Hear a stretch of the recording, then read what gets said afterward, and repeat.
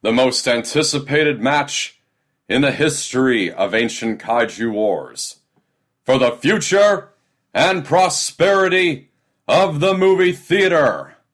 Ladies and gentlemen, let's get ready to rumble! Godzilla vs. Kong is the ultimate showdown in the monsterverse, between the giant radioactive lizard and the giant ape of Skull Island.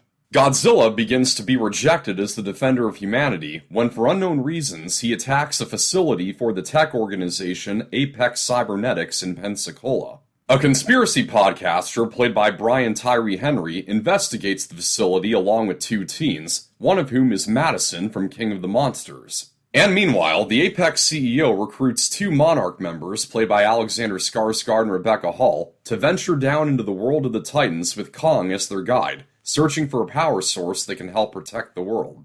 I seem to be the only Jurassic Park fan that isn't also a huge fan of the Warner Brothers Monsterverse. The 2014 Godzilla movie, I don't care for at all. I've seen it 3 times since it came out, and I just can never get into it. Kong Skull Island, I enjoyed more. It was fun, and had the only 2 characters that I've liked in this whole universe so far. Unlike the 2014 movie, I do have 1 or 2 more positive thoughts on Godzilla King of the Monsters than when I first saw it, though I still overall think it's just fine. Nevertheless, because it looked like there would be some risky chances taken with Godzilla vs. Kong, and due to the simple fact that it's the first major blockbuster we've had in theaters in so long, I got into the hype, counting myself among the Team Godzilla crowd.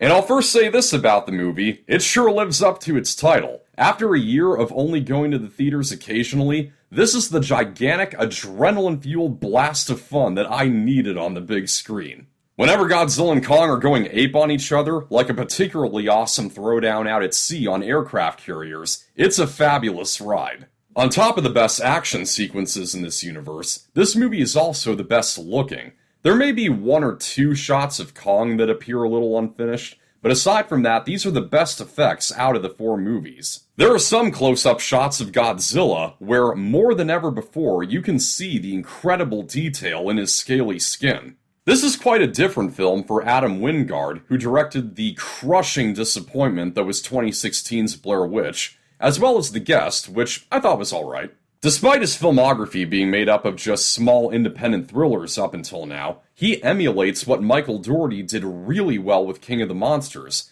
which was balancing out the enormous wide shots of the monsters fighting, and shots of the chaos from the humans' point of view.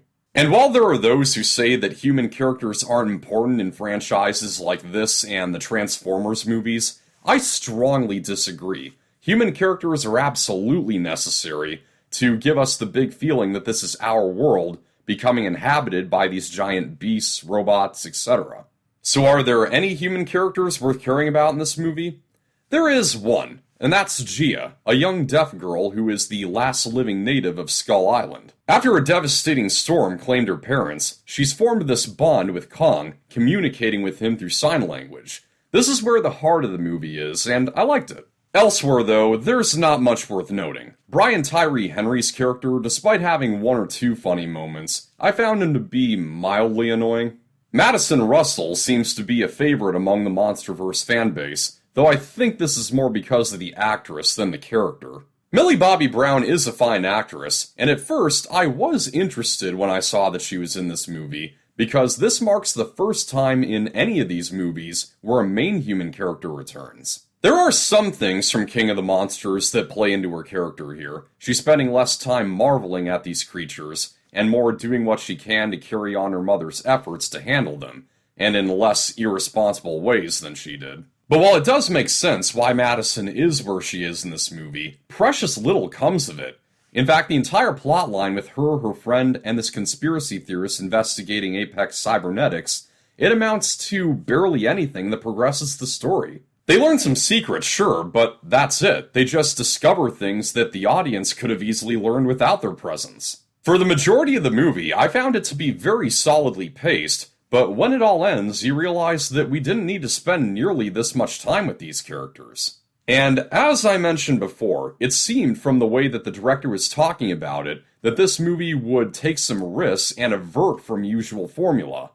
But alas, As much fantastic fun as this movie delivers, it all leads to exactly what you think it's going to. I'll save the specifics for a spoiler talk video, but I found that aspect to be quite a letdown.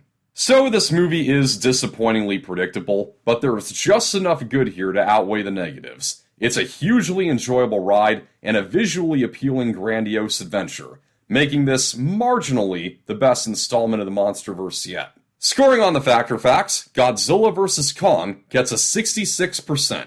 66%, eh? Think of that.